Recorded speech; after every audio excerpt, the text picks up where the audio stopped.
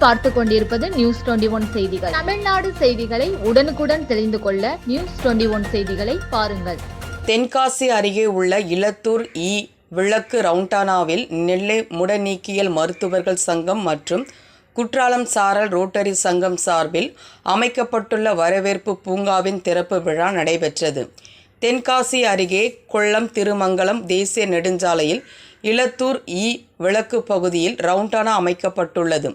இந்த ரவுண்டானா பராமரிப்பு இன்றி புற்கள் மற்றும் புதர்கள் மண்டி கிடந்தன. இதனால் அப்பகுதியில் சாலை விபத்துக்கள் அதிகமாக நிகழ்ந்து கொண்டிருக்கிறது.